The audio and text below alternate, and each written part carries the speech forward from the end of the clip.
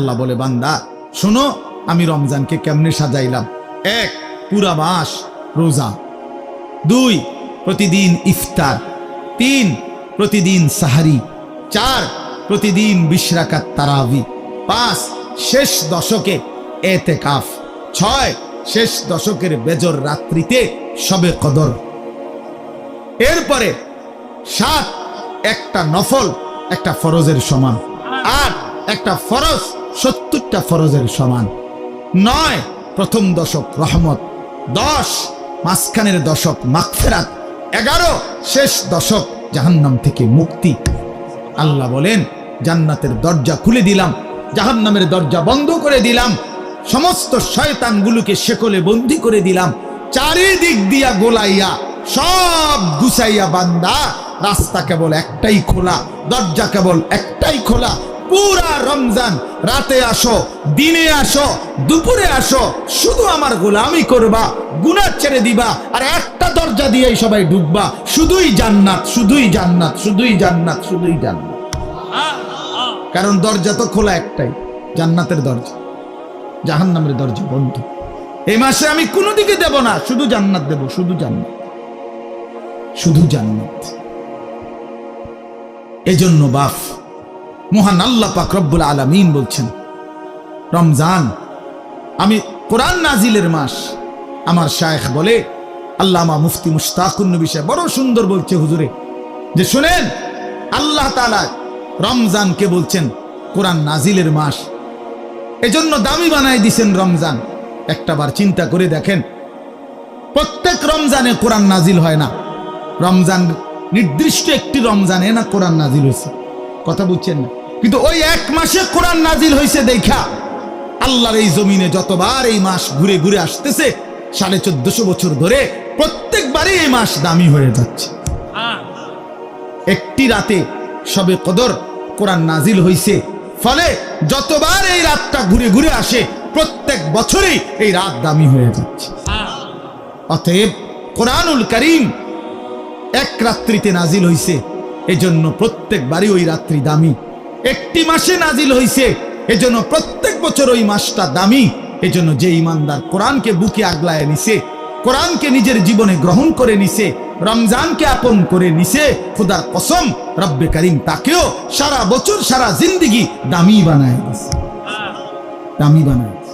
এজন্য রমজান মাসের নাম কি? রমজান। রমজান উচ্চারণ করেছেন যিনি এই মাসের নাম, তিনি রহমান, আর তিনি নাজিল করেছেন কোরআন। এটা গ্রহণ করেছে যে সে হলো মুসলমান। মাসের নাম রমজান, নাজিল করলেন কোরআন, গ্রহণ করলো মুসলমান। ফামান শাহিদা মিনকুমুশ শাহরা ফালিয়াসুমহু। আল্লাহ বলছেন, হুদাল লিন-নাসি ওয়া বাইয়িনাতিন মিনাল হুদা ওয়াল ফুরকান। আল্লাহ বলছে, বান্দা আমি এমন কোরআন নাজিল করেছি যেই কোরআন গোটা বিশ্ব মানবতার হেদায়েত, এবং সব কথা স্পষ্ট, বাইয়িনাত, কোনো কথা, কোনো শব্দ, কোনো বাক্য, কোনো ব্যাখ্যা বিশ্লেষণ অস্পষ্ট, অগোছালো, অপূর্ণাঙ্গ কোরআনে নাই, সব স্পষ্ট, রাত দিন 24 ঘন্টা। ওয়াল ফুরকান, এবং কোরআনই হচ্ছে, এই শেষ কথাটা মনোযোগ দিয়ে শুনো ভাইয়া, আল্লাহ তাআলা বলছে কোরআন হচ্ছে ফুরকান, সত্য মিথ্যা, ন্যায় অন্যায়, উচিত অনুচিত, হালাল হারাম, জায়েজ না জায়েজ, করণীয় বর্জনীয়র মধ্যে পার্থক্যকারী আল্লাহর কোরআন। এজন্য ভাইয়া বাপ বিশ্বাস করেন, ছেলেরা বাপ তোমাদেরকে বলি ভাইয়া, আল্লাহর কোরআনের জ্ঞান যার নাই, কোরআন যার বুকে নাই, কোরআন যার হাতে নাই, কোরআন যার জবানে নাই, কোরআন যার জিন্দেগিতে নাই, কোরআন যে গ্রহণ করে নাই, আল্লাহর কসম, রব্বে কাবার কসম, সে হালাল হারাম, বৈধ অবৈধ, ন্যায় অন্যায় সে বুঝতে পারে নাই, খুঁজে পায় নাই, তালাশ করে পায় না। এজন্য কোরআনবিহীন কোনো মানুষ সভ্য হইতে পারে না। কোরআনবিহীন কোনো মানুষ বাংলা বই ন্যায় অন্যায় শিখায় না, অঙ্ক বই ন্যায় অন্যায় শিখায় না, ইংরেজি বই ন্যায় অন্যায় শিখায় না, পদার্থবিজ্ঞান জীববিজ্ঞান ন্যায় অন্যায় শিখায় না, রসায়ন বিজ্ঞান ন্যায় অন্যায় শিখায় না, উচ্চতর গণিত ন্যায় অন্যায় শিখায় না, ডাক্তারি বই ন্যায় অন্যায় শিখায় না, আইনের বই ন্যায় অন্যায় শিখায় না, শুধু আল্লাহর কোরআন ন্যায় এবং অন্যায়, হালাল এবং হারাম, উচিত এবং অনুচিত, বৈধ এবং অবৈধ এটা শিখায়। অতএব কোরআন বঞ্চিত তো সে হালাল হারাম থেকেই বঞ্চিত।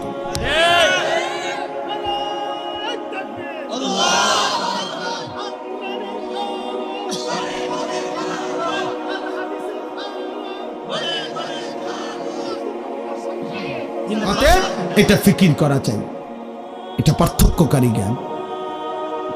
এজন্য আপনাদের সবার কাছে অনুরোধ, নিজের ছেলেকে নিজের মেয়েকে আল্লাহর কোরআন থেকে বঞ্চিত করবেন না। বাচ্চাটাকে দিন শিখান, আল্লাহর কোরআন শিখান। জীবনের সবচেয়ে বড় সম্পদ দিয়ে গেলেন। কোরআন আজীবন মানুষকে দামি বানায়, কোরআন জান্নাতেও দামি বানায়। সর্বশেষ কথা হলো ফামান শাহিদা মিনকুমুশ শাহরা ফালিয়াসুমহু। আল্লাহ বলছে অতএব এত বড় ফজিলতপূর্ণ রমজান মাস যদি তোমার জন্য মিলে, আল্লাহ নিজে কি মজা করে আল্লাহ বলছে, বান্দা যদি রমজান পর্যন্ত তুমি পৌঁছো, তোমার জীবনে যদি রমজান মিলে, তুমি যদি হায়াত পাও, তো আমি আল্লাহ বলতেছি তুমি রোজা রাখো, তুমি রোজা রাখো, আমার হুকুম মাইনো, তুমি গুনাহ ছেড়ে দিও, তুমি আমার বন্দিগি একটা মাস কইরো।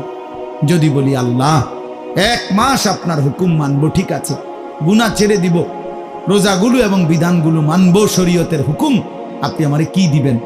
আল্লাহ বলে লাআল্লাকুম তাত্তাকুন, এক মাসেই আমি আল্লাহ তোমারে মুত্তাকি বানিয়ে দেব। যদি বলি মুত্তাকি হলে কি হবে? আল্লাহ বলে জানো না, জান্নাত বানানোই হয়েছে মুত্তাকিদের জন্য। উইদ্দাত লিল মুত্তাকিন, জান্নাত বানানোই হয়েছে মুত্তাকিদের জন্য। অতএব যে মুত্তাকি সেই জান্নাতি, যে জান্নাতি সেই মুত্তাকি।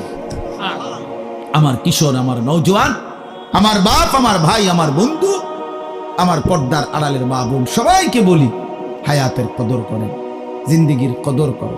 রিজিক বন্টন হয়ে আছে, মাথার গাম পায়ে ফেললা, পায়ের গাম যদি আবার মাথা তো উড়ান, বরাদ্দ দের দূরের দূরে, উদাই লাফান, আর উদাই লাফান, বুঝেন নাই?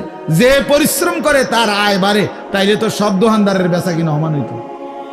একসাথে দোকান খোলে, একসাথে দোকান বন্ধ করে, কামাই সমান না কেন? বুঝেন নাই আমনে কথা? একই স্ট্যান্ডে সবার 30টা সিএনজি, এখান থেকেই গেছে, এখান থেকেই আপনার এই সিরিকাইল থেকেই কোম্পানিগঞ্জ, কোম্পানিগঞ্জ থেকেই সিরিকাইল, কই সবার ইনকাম বাড়াবো কেন? কেন? শুধু পরিশ্রম করিলেই অর্থ আসে? না না না, আসমানের ফয়সালাতে অর্থ আসে, রবের ফয়সালা। ইন্না রাব্বি ইয়াবসুতুর রিজকা লিমান ইয়াশাউ ওয়া ইয়াকদির। আল্লাহ বলেন আমি যাকে মন চায় তাকে বেশি দেই, যাকে মন চায় তাকে কম দেই না। আমার ফয়সালা, তোমার কি? কমটাও আমার, বেশিটাও আমার, তুমি কি? আল্লাহ তারে বেশি দিলেন কেন, তো তোমারে কম দিলাম কেন? তোমারে যে কম দিলাম এটাই কেন দিলাম, তুমি এটা কও। তোমার কি যোগ্যতা? কোনটা তোমার? আসমান তোমার না জমিন তোমার? শরীর তোমার না দেহ তোমার? বুদ্ধি তোমার না চোখ তোমার না হাত তোমার? তোমার কি তা? কথা বলেন না কেন? তো সবই আমার, আমি যাকে যা মন চাই তাই দেব। তুমি কি? তুমি এনে মতামত দিবার অধিকার আছে নি আমার? তাইলে এই জন্য বাপ, বন্ধু, আমার দোস্ত, আমার সাথী, আমার সবাইরে বলি ভাইয়া জিন্দেগির হিসাব করেন। এটাই আমার মূল বক্তব্য। আর একটু নড়ে চড়ে ঘুরে দাঁড়ান। ছেলেরা, বাপ, ফিরে আসো তুমি আল্লাহর দিকে, কোরআনের দিকে, নামাজের দিকে, সেজদার দিকে। এই কপাল পৃথিবীর কোনো কামাইতে লাগে না।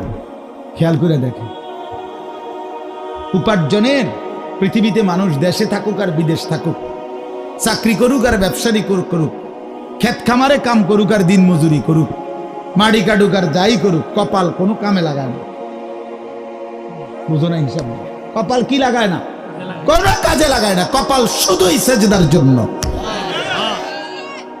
কপাল শুধুই সেজদার জন্য, শুধুই সেজদার, কপাল শুধুই সেজদার জন্য। কিসের জন্য? আল্লাহ বলছেন এটা বানাইছি সেজদার জন্য। এই জন্য যে কপালে সেজদা নাই, আল্লাহ যেন বলেছে যে ওই মানুষের বাচ্চা না, ওই জানোয়ার। জানোয়ার।